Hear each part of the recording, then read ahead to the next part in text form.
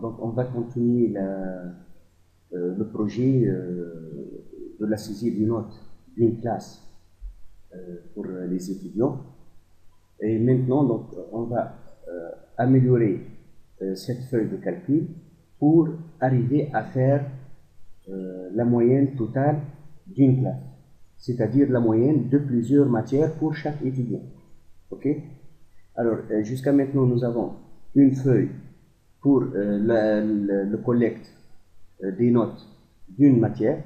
J'ai renommé cette feuille maths, c'est-à-dire les notes dans la matière maths de cette classe. Donc toujours on va conserver la même classe, hein.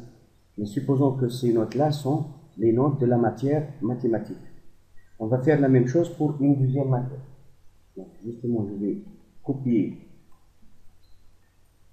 toutes les cellules de cette feuille. Donc je vais les recopier ici, coller. Je vais renommer cette feuille-là par exemple physique.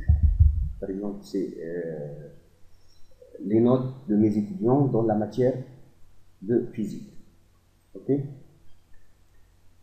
Alors, maintenant, on va ajouter une autre feuille. Donc, on va l'appeler donc la moyenne totale.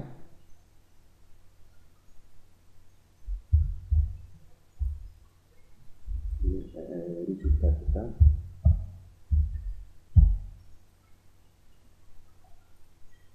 Qu'est-ce qu'on va faire donc, dans cette feuille? Justement, on va reprendre les moyennes de chaque matière et on va faire la délibération de la classe. Je vais recopier encore la même structure qu'on a fait. On va garder pratiquement la même chose, mais dans cette fois-ci, ça reste toujours le même.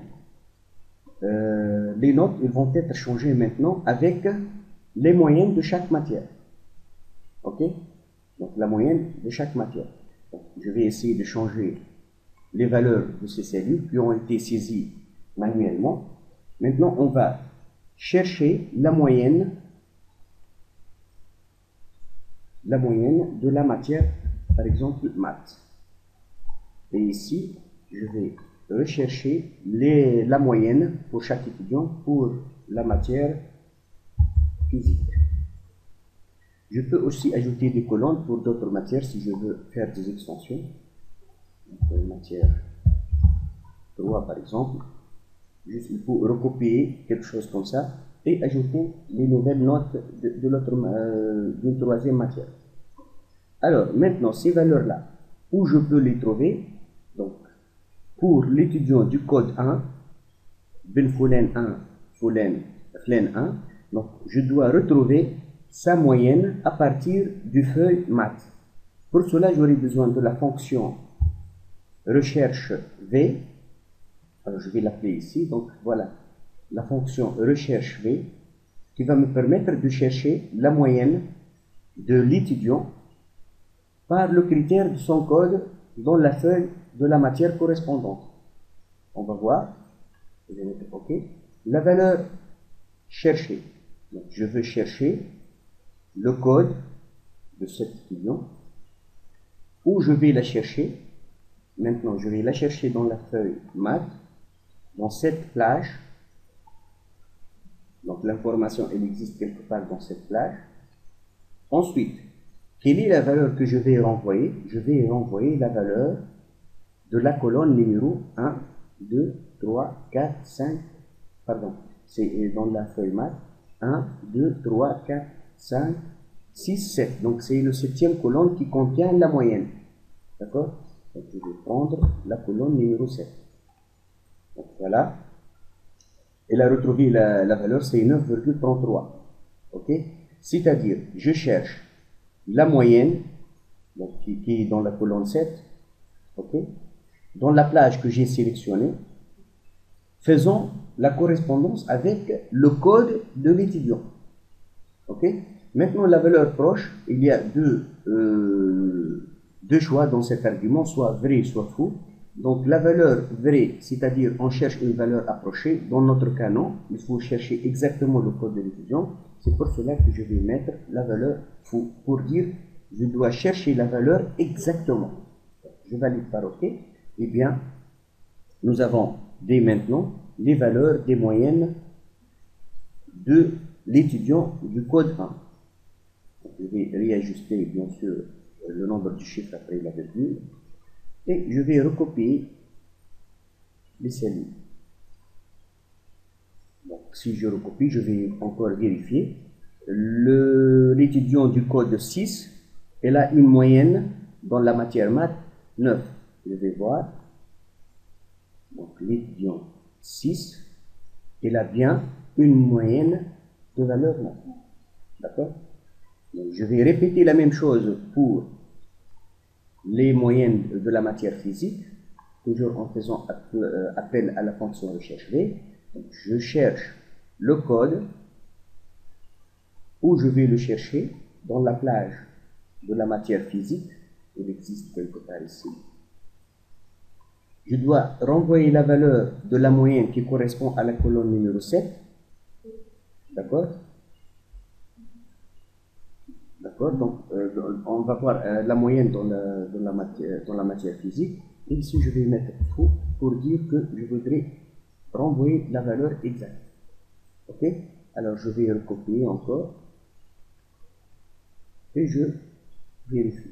Pour le moment, on n'a pas changé les moyennes. Donc, nous avons exactement les valeurs. Donc, on va essayer de changer, par exemple, pour l'étudiant du code 6, elle a une moyenne 9 dans la matière physique. Si on va changer la moyenne de l'étudiant numéro 6, on va donner 12. Donc, sa moyenne, elle devient 12,33. Je vais vérifier. Pour l'étudiant 6, sa moyenne, c'est bien 12,33. OK? La même chose, je peux donc encore ajouter d'autres matières pour faire aussi la moyenne. Sinon, donc je peux même éliminer cette colonne ou bien ajouter d'autres colonnes en suivant les mêmes étapes. Alors maintenant, on va ajouter les coefficients de chaque note dans chaque matière. Et enfin, on va ajouter les coefficients de chaque matière pour la moyenne totale. Pour cela, on a ajouté une ligne qui va comprendre les coefficients. Je prends par exemple la matière maths qui a une coefficient 3 pour la note 1, coefficient 3 pour la note 2 et coefficient 2 pour la troisième note. On peut supposer que la note 1 c'est l'oral, la note 2 c'est une note de devoir de contrôle et la troisième note c'est une note de surveillance. D'accord? Donc je peux changer les coefficients comme par exemple, je prends la coefficient 1. Donc c'est 1 aussi par exemple pour le contrôle et le coefficient 2 pour la note 3. Donc, maintenant pour calculer la moyenne, il faut qu'on utilise cette note multipliée par son coefficient plus la deuxième note multipliée par le coefficient, la troisième note multipliée par la coefficient qui lui correspond. Donc j'aurai une somme. Donc cette somme, elle doit être divisée par la somme de quoi? Du coefficient. Voilà. Donc la moyenne devient 15,5. Donc maintenant, si on va recopier cette formule sur les autres cellules, on aura absolument une erreur car on aura un glissement de la ligne des coefficients. Pour ne pas avoir le glissement des lignes des coefficients, je vous rappelle qu'on doit ajouter le caractère $, pour conserver cette ligne. D'accord? Alors, maintenant, on va recopier. Eh bien, voilà, on obtient toujours la référence du coefficient constant. Ok? Maintenant, on va refaire la même chose pour les autres feuilles. Justement, on va copier cette formule qui va avoir la même répercussion sur les autres. On va mettre coller. Voilà. Toutefois, je peux changer les coefficients, hein. C'est pas de problème. être personnalisé pour chaque matière. Voilà. Eh bien, il reste la matière science. Je vais coller aussi cette formule. Voilà. Copier. Coller. On doit passer toujours par une petite vérification. Voilà, tout va bien. Je vais changer les options. La même chose pour le résultat. D'accord? Mais dans cette fois-ci, donc, comment on va calculer la moyenne? C'est toujours grâce au coefficient. Alors, je vais copier cette formule, je vais la coller ici. Je fais une petite vérification et je... Dans ce cas, on peut voir que les coefficients ils auront un impact sur les résultats. Vous voyez, si je vais augmenter le coefficient de la matière science, les valeurs changent. D'accord? Merci pour votre attention.